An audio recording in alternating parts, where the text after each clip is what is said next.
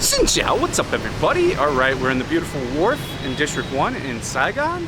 This wharf has been recently redone. If you've never come and walk around this wharf, I recommend that you come and check this wharf out. It's actually really cool. They've redone the park. We're about to walk around it, as you'll see.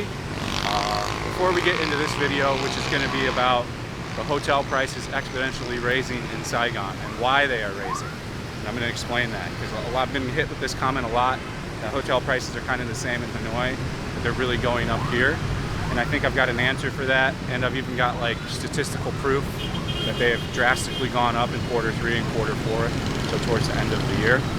Before we get into it though, if you sign up for the Patreon, you'll have access to all the rest of the Korea content, a bunch of videos that are made just for Patreon, some podcasts, footage made just for Patreon. We're going to also be doing a YouTube class on there, so if you want to learn how to become a YouTuber from me, it'll be the best way you can do that. So yeah, sign up to the Patreon for as little as $5 a month, or $110 a year if you want to do the tier 2 for a whole year, which is the preferred method. So yeah, let's get into this video. I found it kind of interesting. So I've been getting a lot of comments that are like, well, I've been booking my trip for Hanoi towards the end of the year and it seems to be cheaper than what Saigon is. And I think we've got multiple answers for this and multiple reasons. Is people haven't really been coming to Saigon, and I think you're going to see more people coming to Saigon towards the end of the year because the weather is less favorable in Hanoi and the weather is more favorable here in Saigon. We'll go into the dry season soon, which is what some people think is the best season. I happen to like the wet season, but it's all up to, she shouldn't have this dog off leash. It's a terrible idea, lady. The worst. Once little Rocky gets smoked by a motorbike, she'll be upset. She got worried too. So they have gone up. Let me briefly read off of an article. It's a little windy. Hasn't been raining today, thankfully, so I got out here early to film like 4 or 5 videos. Okay. Ho Chi Minh City Hotels, Saigon Hotels rates jump in Q3. Room tariffs at 4- and 5-star hotels in Saigon in the third quarter were up 22% from the previous quarter and 50% up year on year. Yes, 50% up. You can technically say it's 50% up from COVID, because it is. Pretty much a lot of places went up, but like as far as 50%, we're one of the only ones that is up like 50%. I don't know why this dude's taking pictures of high school girls. They could be college. One has a bunch of tattoos. So they just look so young. I don't know at what age requires for a tattoo, but she's got a shit ton of them.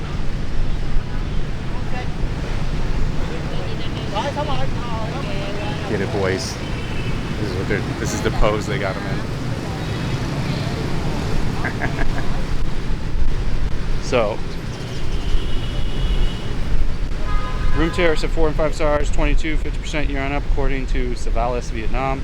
The average rate of $69 per night, the property consultancy said.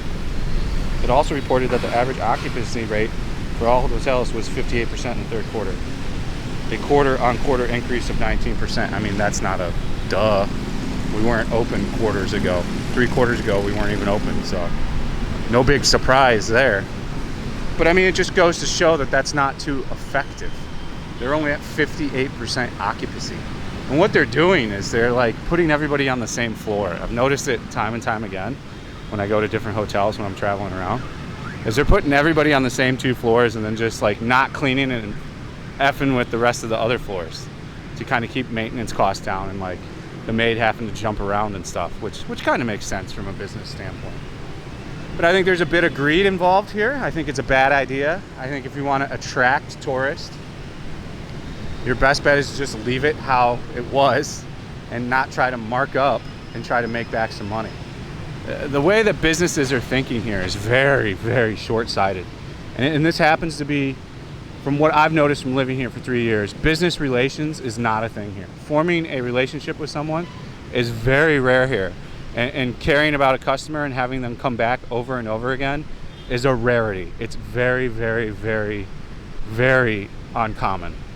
I'm not saying it doesn't happen. You know, I have a few places that are pretty good to me, but for the most part, the Vietnamese way is get that money now. and that's it. There's no, well, let's do a favorable rate and maybe they'll return for 5 years in a row to our same hotel. Nope, that is not the way they think. They are not thinking like that. There is no businesses that really think like that here. They are completely opposite. They're like, whatever I can get now, let me get that shit now. And that's just the way that they think. And it's an adjustment, like, you know, it's totally different, you know. When I was in a business, my whole thing was customer relations and doing a fantastic job and giving discounts and stuff for people that were good to me. And they would consistently use me for years on end because we formed a business relationship. Here, that is not, I don't even think they teach that shit in school because nobody's doing it, you know. Only few places I've ever been that care about business relations.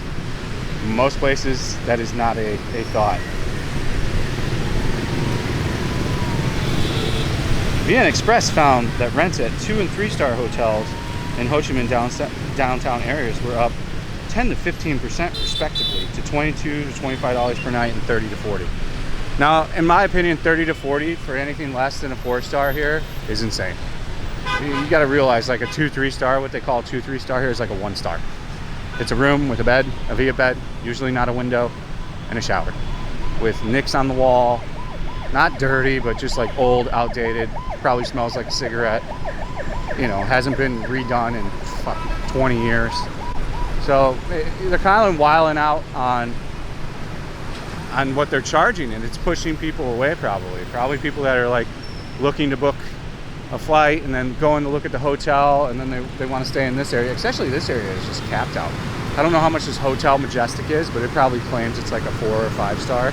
Guaranteed it's not a 4 or 5 star. It probably hasn't been redone in 20 years on the inside. I think I see 5 stars. I don't even need to see it to tell you it's probably not a 5 star. It's probably a 3 star at best, old, outdated, and I bet you it's $100 a night. I don't even need to look. Somebody let me know in the comments what Hotel Majestic is. And don't just look at a weekday rate. Only post what the weekend rate is, because that's what really counts. Because weekday rates are so different compared to weekend rates. So if you're gonna look and let me know, I bet you it's 85 to $100, if not more, for a weekend rate. And I bet you it's not even that great of a hotel. Like the Rex, I've had a couple people stay at the Rex. It's old, outdated. Sure, it's nice and clean. They take good care of you, but is it worth $100 a night? Undoubtedly. But guess what they're doing? They're making back their COVID money. And then they don't care if they're overcharging. They're like, don't come back, whatever. We got the money now. Sabes said 2 new 4-star hotels and 3 3-star hotels open in the 3rd quarter. The city, the most popular tourist destination in Vietnam, mind you, to all the people that like to go and say other things in the comment section. The most popular tourist destination in Vietnam is Saigon. Sorry to tell you, but that's a fact, and it has been for a long time. I still stick by what I said. Probably if you're coming here for your first time and it's going to be now, I would probably go to Hanoi before it gets cold, go up to Sapa while it's in season, and then journey from there down. Go to Da Nang, go to Hoi An, and then continue to journey down. Go to Nha Trang, go to Saigon, you know, go to Phu Quoc, go to Con Dao Island. I don't speak out of pocket when I do these things. I research a great deal. I kind of know my shit. I look through a lot of news. I'm not just speaking out of my arse like a lot of people, some people in the comment section do. Just because you think one thing doesn't mean that that's how it actually is. So, but I appreciate all the comments. If they're constructive and you know, you're stating your experience, great. That adds to the video. More foreign and domestic tourists are expected to come later this year and early next year, with some major traditional festivals and cultural events are slated to be held. Again, the festivals aren't that great here. It's one thing they extremely need to work on. They need to open up these festivals to actual restaurant vendors. I don't know why they only let like street food come to all these festivals. It's never actually even a restaurant. I don't see why. If it's me and I'm the city of Saigon, I would be having a food festival here where every vendor would be invited. I'd have a Vietnamese section, a Chinese section, a Western food section, French food section. I would literally try to get every restaurant involved, have them pay a fee to get in, maybe even do a Taste of Chicago and sell some tickets to pay for food that way. So everybody's making money. you know, they're kind of stuck in their ways of how they're going to do things, and they're going to continue to do things their way. So I don't see that there'll be a change in that. Yeah, the festivals are cool, but it's often hard to find anything good to eat other than meat on a stick or takoyaki or sushi that's been sitting out all day. So let's talk about this next article. This is a two-pronger. I found this to be interesting. I don't know if it'll be true, but many foreigners make Vietnam winter vacation plans. Oh, really? I haven't seen any yet, so hopefully this is right. Travel firms, and who really books through a travel firm? This is where this information gets a little shaky for me. Travel firms are seeing positive signs for inbound tourism during the year-end travel season, as many Western tourists target Vietnam as their winter escape destination. This dude from Germany said he and his wife plan to fly to Vietnam early December because they want to escape the cold winter in Europe. We would like to stay there for 2 to 3 months, or 3 months. In case there's still just a 30-day e-visa, we can go to Malaysia, where we can stay visa-free for 3 months. I don't understand, like, why do people think they can only come here one time on a 30-day e-visa? It's baffling that, like, people aren't actually checking the statistics and the facts on that. Like, they should come watch my channel, because you can infinitely renew your e-visa. If you want to be here for 3 months, that's not a big deal. And especially if you're coming to travel and you're not trying to live here, unless you're a complete brokey, how hard is it to stay here 30 days and then say this couple wants to go to Malaysia? Go to Malaysia for 2 weeks then. Do a little vacation in Malaysia, then come back to Vietnam for another month. Oh, guess what? When that other 30-day e-visa goes up, wait, maybe you want to go to Thailand, go to Chiang Mai for a week and go to Pattaya or Phuket. Oh, wow, guess what? You can do that and then get another e-visa and come back.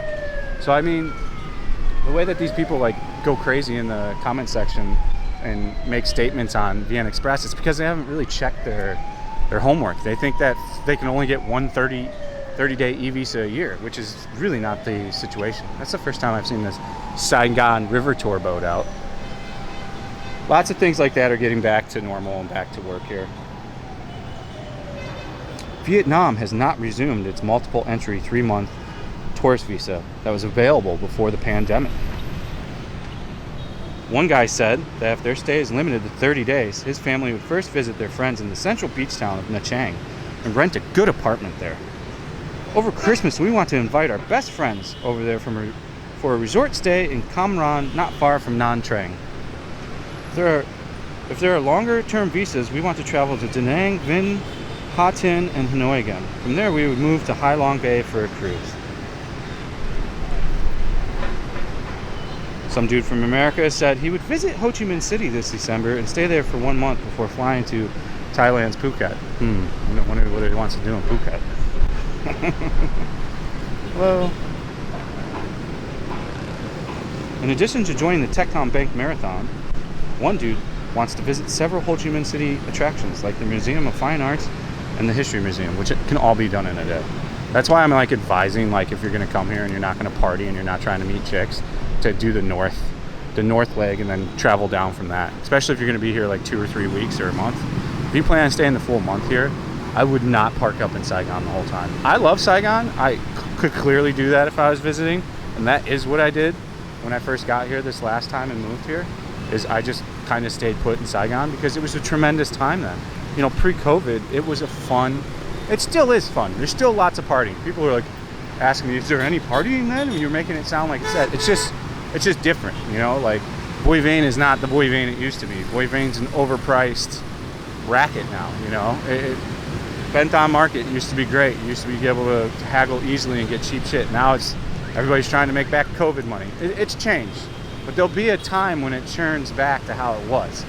Prices might not, but I think prices will kind of get a little cheaper. And then once people can fully come on like multiple entry visas and shit, I think we'll really see things popping off. Let's keep it going. I have some friends living there and plan to see them as well. After the marathon, I might book a weekend trip to Vung Tau, as I've never been there before. I think if you're younger, you're probably not going to enjoy Vung Tau that much. It is very much a city of older expats, mainly Australian guys. Very nice guys, great people, but it's definitely, if you're younger, you're not going to find much to do there. It is not built for younger people. It's essentially a place where Saigonese drive down on a weekend, or even one day they'll go get up at 6 a.m., drive down there, eat seafood on the beach, go swimming in the ocean, leave their trash there, and come back up to Saigon. That's really what it's known for. And then it's a really cheap place to live as an expat.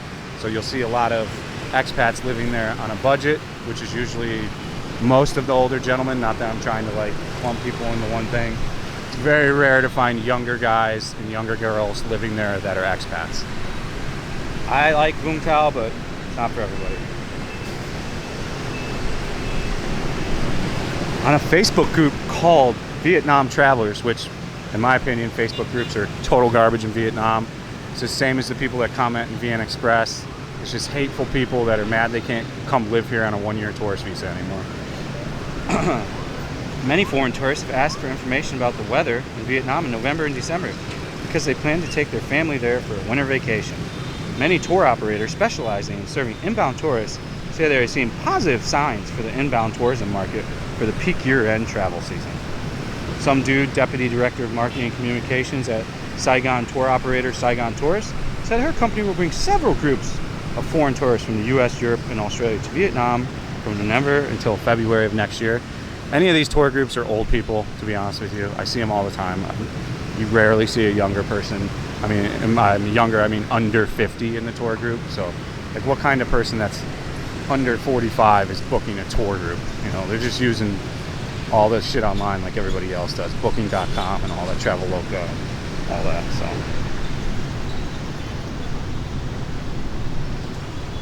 These Western tourists will come to Vietnam by air and spend several days exploring tourist attractions from the north to south, she said. Some lady that owns a luxury cruise tour said the number of foreign tourists booking the company's tours in the last 3 months has doubled against the first 9 months of this year. Well, it's probably not a staggering number either.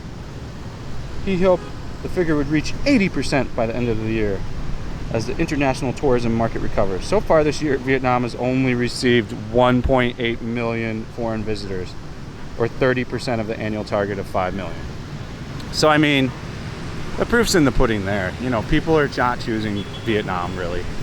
Sure, maybe we might see a surge towards the end of the year, as these things are suggesting, but I'm not heavily relying on people that are booking tour groups, because this is usually, like I said, the older crowd, senior citizens, stuff like this, that want to do like a book tour on tape and walk around Windway and all that stuff, which is fine. If you want to do that, I have no problem. I have no problem with senior citizens. Some of my greatest friends here are over the age of 60, so I'm not trying to sound like I'm shitting on anybody of any age group, but I'm just putting out the information there and how you can kind of read through the lines to really understand what that all means. So I found that to be quite interesting. Let's see what the really cool comments are in the comment section of VN Express. Without restarting 3-month visas, Vietnam is losing money. People are planning to run away from winter now. I received many questions about possibility of staying longer and facing the fact it is not possible to get a visa for the whole stay. Many choose Thailand or other countries instead of Vietnam. Well, again, this guy must not have looked up anything at all, because you can just leave the country even for an hour, for 2 minutes. You can do the Cambodia border run on a 4-hour bus and be back and have another e-visa. So this guy clearly doesn't know what he's talking about, inventing his frustration of not being able to live here, most likely on a 1-year tourist visa, which seems to be the case with a lot of these guys that are butthurt. Let's see, any other cool comments in here? Oh, here's a cool one. Hope the 3 to 5 immigration officers at TSN airport can handle the rush. Waiting times are crazy already. Well, last time I went through immigration, every single thing was open. Literally every single one of them, from left to right. I think there's 15 or 18, and they were processing pretty quickly, so don't know what that guy's smoking either. Granted, it could be better. Their system's a little, you know, some of the guys are trained well, that just look at the passport, look at the thing, scan the shit, and move it on. Other dudes take their shit way too serious. They're like, I watched a guy when I came back through from Korea, like, holding the passport up. I happened to get in his line, and I got screwed. It's the first time I've gotten screwed in immigration in a while. This dude was taking 2 minutes per person. It was ridiculous. He was holding the passport up to their face, double checking. If he wasn't sure, he was going over to like some other dude and be like, does that look like, it was so ridiculous. Like, And he gave me a hard time. Like, he's asking me what flight I came in on and what my seat number was. I'm like, dude, I've never been asked that before here. What are you talking about? I'm like, what do you think? I just snuck in the airport and came through here? I got shitty with him because it was ridiculous. And he's like, I need to know. And I threw away the stub already because I didn't need it for what my flight was and shit. So I had to get out my phone and look it up. I'm like, here, you happy, dude? It was ridiculous. And I even have a TRC, so like, some of the guys are taking it a bit too serious, but it is what it is. Here's a funny one. For many, it's an all-year vacation.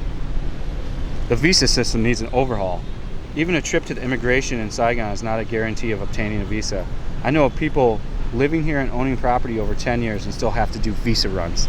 Each time, stamps and whole page stickers taking up valuable passport pages. As visa agents dodgy as whatever, offering under the table TRC and business visas, MK can buy you anything here. Oh, money can buy you anything here. That's not really true. You can't really buy a TRC anymore. You can't buy a business visa. This guy's totally out of touch. There's no taking up a whole page of stickers on your passport page either. Don't know what that guy's talking about. You'll see there's just lots of... This is why I tell people to stay away from the Facebook groups and to stay away from the comment sections in Vienna Express. It's a lot of dudes that are angry they can't live here on a one-year tourist visa, and they're butthurt, and they're just spreading misinformation and just being angry, mad, and positioning all their anger at Vietnam because they used to have a gravy train here and now it's gone. So that's the video, guys. Hope it was helpful. I thought there were some funny comments in there. Hope this information helped you. If you want to help the channel, like I said, go over and sign up for the Patreon. If you want to leave a like, that's great. If you want to leave a comment, that's awesome. And the greatest thing you can do for me is subscribe to the channel. If you didn't like the video, you can smash the dislike button. You can leave a shitty comment. You can unsubscribe from me even and go find another YouTuber in Vietnam to get information from. Either way, my feelings aren't going to be hurt, but I appreciate you all that do like my stuff. So stay frosty. See you on the next one. Peace out.